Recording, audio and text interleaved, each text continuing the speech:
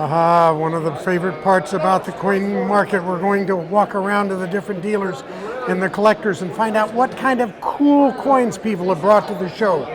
It is the USMEX International Coin Convention. What do we have here? Okay, here we have a 10 peso note that Pancho Villa created. That was used during the revolutionary period.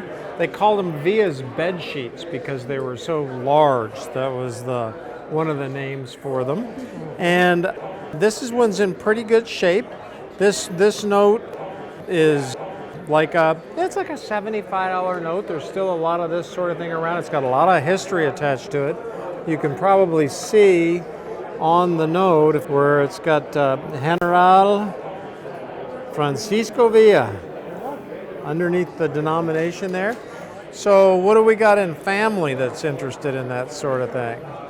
So my grandpa is from the same state as Pancho Villa, which is Durango, right? Mm-hmm. And so everyone in that state claims that they are somehow related to Pancho Villa. So somehow it is claimed that he is my great-great-uncle or something. And they both like tequila? They both love tequila, yes. Okay, you also have an 8 reales. This is a Mexican cap and ray 8 real produced in Mexico from 1824 with the hook neck on the back up until 1897. So these cap and ray 8 reals circulated all over the world. This was legal tender in the United States. This was legal tender in China. In fact, China at that time didn't have any silver mines or any method of producing their own specie, their own coins. And so this was Chinese coins at that point in time. They produced some coins, but not that they used for banking type practices for money exchange. And this was the favored one. They had US coins, they had British coins, different kinds of coins, but the Chinese used this as their currency in those years. What kind of value now? These coins, and this is a circulated 8 real. This coin is worth $80, $90. It's 130 years old, and they're interesting pieces of history and art. You're a distributor for the Libertad series. What is that series, and what are some of the cool examples of it? Well, you have a number of examples. The prime coin is the Libertad, which is what I call a quasi-numismatic coin, having both bullion value and collector value. Last year, for instance, they made 300,000 of the 1-ounce BU Libertads, whereas the U.S. Mint and the Canadian Mint made millions. So you have a notoriously low mintage figure each and every year with the Mexican Mint. But you have far more collectors than you have coins available. This year that mintage figure may reach 600,000, but to give you an example, the first day that the bank had these coins available for sale, they were sold out immediately for the entire year's run of coins. For their business strikes. Proof coins, they were sold out in a matter of minutes. You've got a proof set. Can you tell us about that one? Yes. This is a 2021 5-piece silver Libertad proof set. They made 250 of these sets. They come with a certificate of authenticity. And these sets are extremely high demand. Unfortunately, the bank put these out on allocation to all of the distributors, and my allocation was sold out in a matter of minutes because I didn't have enough coins or enough sets, and I had higher demand than I had inventory available to sell. It's a beautiful design. What's one like that set worth now? This set right here is selling, at least what we're selling it for, is $280. You'll find the same set exhibited on eBay for about $330, $350, and higher. What else do you have? We have from last year the 2020 1-ounce silver Libertad reverse proof. These coins right here, they made about 500, and half of those coins went to a major retailer here in the United States who put them into various sets. And then the coins that were left over, we had a small amount that were given to us. We had them graded and extremely, what I would call a great seller because nobody can get them. What is in the backside? Well, we have on here the various coats of arms for Mexico for the last 500 years. So it's been a progression of the design change over these years. And in the middle we have the current design, and that's been ongoing now for about 80 years.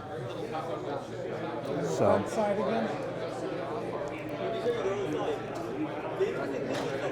And in Mexico, instead of calling this a reverse proof, they call it a proof-like.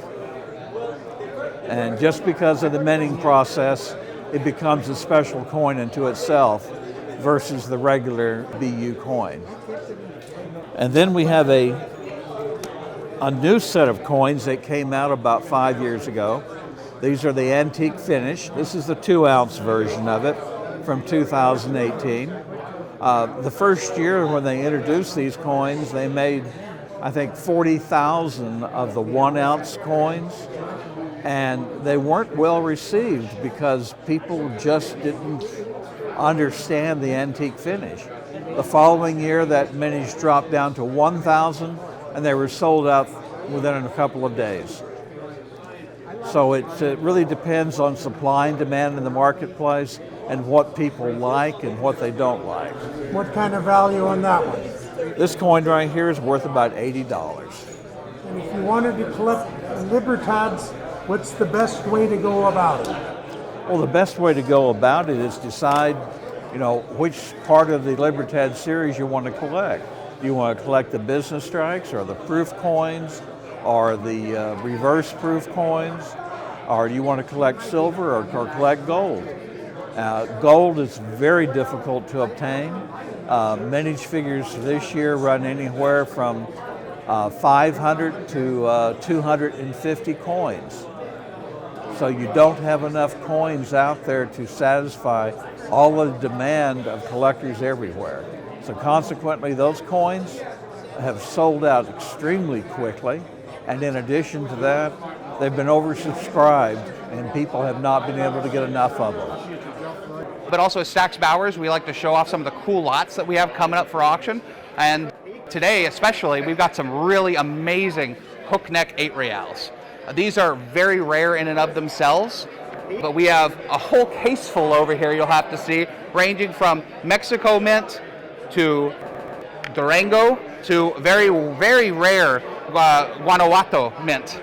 And obviously these followed up the portrait series from Mexico and are right as they started the cap and raise. So they have a slightly different portrait look on the actual eagle, kind of a side view that is really striking and very, very sought after by collectors.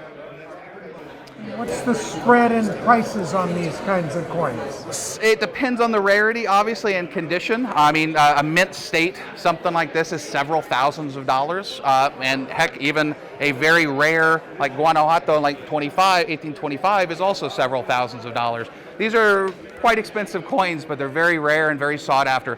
Hence the reason why a whole case full is something that a lot of the collectors and dealers around here have said that they haven't seen ever in their whole numismatic career. So it's kind of exciting. Here we have an 1824 Mexico City 8 real, and as you can see along the bottom of the cap and raise, you can see an 8R over here for the denomination, 8 reales. You can then see the mint mark right next to it, so you see an MO in this case, so it's Mexico City, and then right next to it the date, 1824.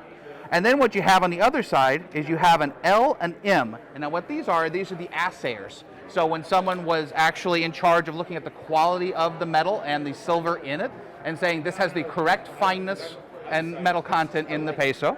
I understand they put them to death if it was not correct. That was their job. They said, hey, you know, like you're in charge of money, and if you get it wrong, you know, you're out. And so then you can go on here. It has weights and other things, a 10D and then 20 grams over there. So it has the different weights.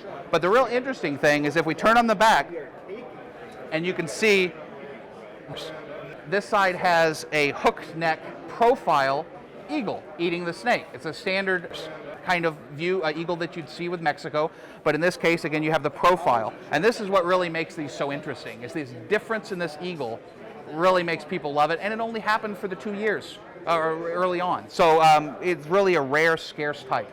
So let's move on to the next one. So on this one here, we've got a Durango issue. So again, if we look here at the bottom, 8 reales, 8R, and then here we have a DO. It's hard to see on that coin, but that's for Durango Mint, just like we have here in, in the United States. We've got San Francisco, Denver, Carson City. It's the same idea. And then again, you have the date here, and then the assayer's initial here, which would be different from Mexico City because they had a different individual or a set of individuals actually looking at the gold and silver contents.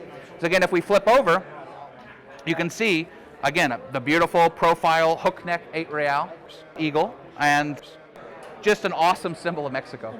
And all of these, because they weren't standardized, the hook and the way the actual eagle looks is just going to look slightly different. And that's half the fun. You have people that just want to collect the differing varieties, and it adds more excitement and interesting level to the series. This one, you'll immediately notice, is in lower grade, but what makes this one particularly special is that all of the specialists end up dropping by our booth to take a look at this coin. Even though it's low grade and in very fine 20, it's extremely rare. So this is from, if we look at the bottom, 8 reales from GO, and that's Guanajuato, Mexico. And then right next to it we have 1825, and then again JJ being the assayer. And again, much lower grade, but just as sought after because of the rarity of this particular issue. If you wanted to suggest how a person learn about coins and get involved in a hobby, what would you suggest? One of the things I always suggest to people, David, is take advantage of lot viewing. All the major auction houses provide lot viewing to anybody. You don't have to have $1 million to come do lot viewing. And the nice thing about it as a young numismatist or someone that might be new to the hobby is that you can see items that you wouldn't be able to afford normally, that they're happy to show you, and you can spend some time with them, take a look at the luster, take a look at how that coin's supposed to look, and it really helps grow your numismatic knowledge overall. So that's definitely a plus. Beyond that, I'd say go to conventions like this. There's a lot of very interested, awesome collectors and dealers here that love numismatics and want to talk to you about coins. So those are 2 really good, easy ways to grow your knowledge.